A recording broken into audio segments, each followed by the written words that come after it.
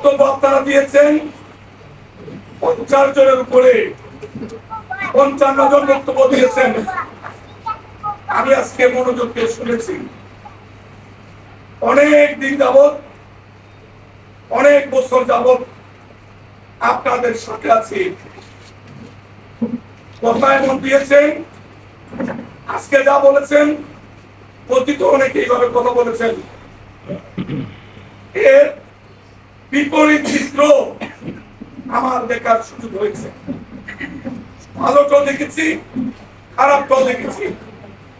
প্রতিশ্রুতি যা দিয়েছেন কোন সময় তার সফল বাস্তবায়ন হয়নি।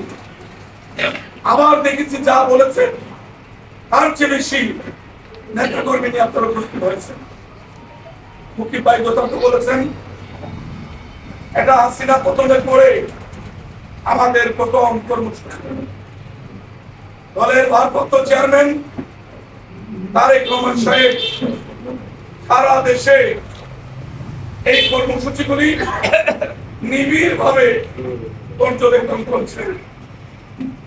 বিএনপি নির্বাচনমুখী একটি রাজনৈতিক দল। বিএনপি জনগণের সেবা করতে চায়। জনগণের ম্যান্ডেট নিয়ে বিএনপি রাষ্ট্রীয় ক্ষমতায় গিয়েছে, ভবিষ্যতে যাবে ইনশাআল্লাহ।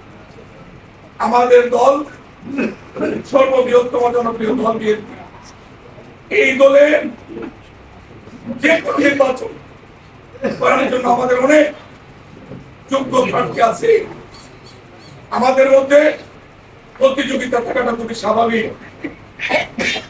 ওই ভুল ধারণার ভিতরে অনেকে আছেন বিএনপি শুধু এমপি ইলেকশনের প্রার্থী খুঁজছে না, বিএনপি পৌরসভার প্রার্থীও খুঁজছে, বিএনপি উপজেলার প্রার্থীও খুঁজছে, বিএনপি ইউনিয়ন পরিষদের চেয়ারম্যানের প্রার্থীও কিন্তু খুঁজতেছে।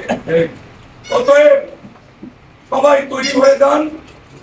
বিএনপি অন্য জায়গা থেকে এনে কাউকে ভোট করার সুযোগ করে দিচ্ছে। নিজের দল থেকে যোগ্য মানুষ, সাহসী মানুষ, ত্যাগী মানুষ খুঁজে খুঁজে দল সমর্থন দেবে। শুধুমাত্র জাতীয় নির্বাচন দলীয় প্রতীকে হবে।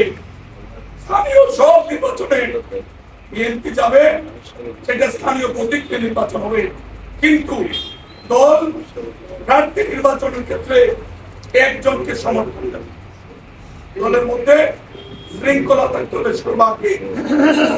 শৃঙ্খলা না থাকলে সাজ্জাদ বলেছে সিলেটের জনসভা আরেক দিয়েছে।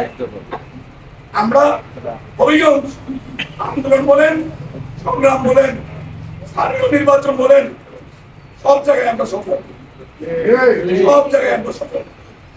আমরা এই 18 তারিখের প্রোগ্রাম আমাদেরকে সফল হতে হবে। মুকিব ভাই, সুজাত ভাই কেন্দ্রীয় পর্যায়ে নেতৃত্ব দেন। এই জেলা আমাদের জেলা, আমরা সকলে মিলেমিশে এই প্রোগ্রামটাকে আমরা সাকসেসফুল করব। আমার ধারণা যদি ধৈর্য থাকে এই প্রোগ্রাম সিলেট ডিভিশনের মধ্যে সবচেয়ে ভালো প্রোগ্রাম হচ্ছে। হচ্ছে অনেক কিছু বলা যায় না, নিজেদেরকে প্রশ্ন করুন। আমরা এখানে যারা বসছি 11টার আগে আমরা বসছি, 10 মিনিট আমরা কবার বাইরে গেছি, আপনারা কয়বার বাইরে গেছি। CC camera, CC camera footage কিন্তু আমার কাছে আছে, দেখতে চাইলে আমি দেখাবো। মাঠে ঢুকবেন, সভাপতির বক্তব্যের আগে মাঠ ছাড়বেন না।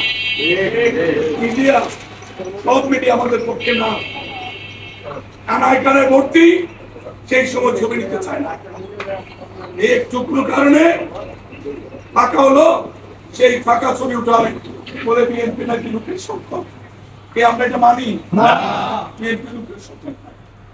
কালকে আমরা রাজধানীগঞ্জ সম্মেলন করেছি, বিশাল প্যান্ডেল, শহীদ মিনার চত্বর কানায় কানায় করব।